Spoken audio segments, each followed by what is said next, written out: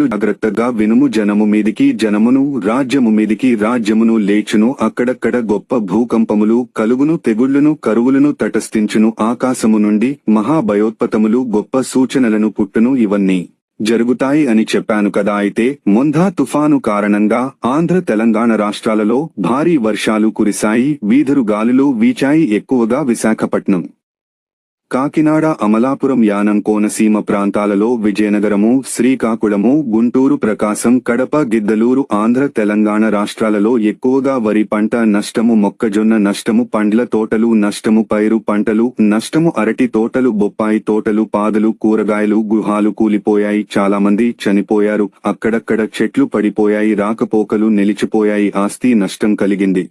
వాగులు, చెరువులు, సముద్రాలు, ఎర్ర కాలువలు, పిల్ల కాలవలు అన్ని పొంగాయి. గ్రామాల్లో కూడా నీరు జలమలమయ్యాయి. ఇవన్నీ నేను చూస్తున్నాను. మీకు సహాయం అందేలా అన్ని విధాలుగా ప్రభుత్వం వారిని ప్రేరేపిస్తున్నాను. వారు మీకు సహాయం చేస్తారు అంటే సహాయము చేసిది నేనే అని నువ్వు గుర్తుంచుకో. ఇవన్నీ జరుగుతున్నాయి అంటే నేను త్వరలో రానేయున్నాను కాబట్టి నీవు సిద్ధపడి ఉంటావని ఈ సూచనలు నీకు తెలియజేస్తున్నాను. దొంగ ఏ గడియలో వస్తాడో మీకు తెలియదు కాబట్టి దొంగ వస్తాడని తెలిస్తే కాపలా పెట్టి జాగ్రత్త పడతావు. కాబట్టి దొంగ ఏ గడియలో వస్తాడో నీకు తెలియదు. అలాగే నేను ఏ గడియలో వస్తానో నీకు తెలియదు కాబట్టి అబద్ధం ఆడకుము, దొంగతనము చేయకుము, ఎదుటివానిది ఆశించకుము, నరహత్య చేయకుము, విశ్రాంతి దినమును ఆచరించుము, తల్లిదండ్రులను గౌరవించుము, నేను తప్ప వేరొక దేవుని పూజింపకుము, నేనే నిజమైన దేవుడునని, సృష్టికర్తనని నీవు గుర్తిరిగి చెడు కార్యాలకు దూరముగా ఉండుము. అసూయ, ద్వేషము, స్వార్థము, కక్షలు, పగలు, కామ తత్వము, చెడు అభిప్రాయాలు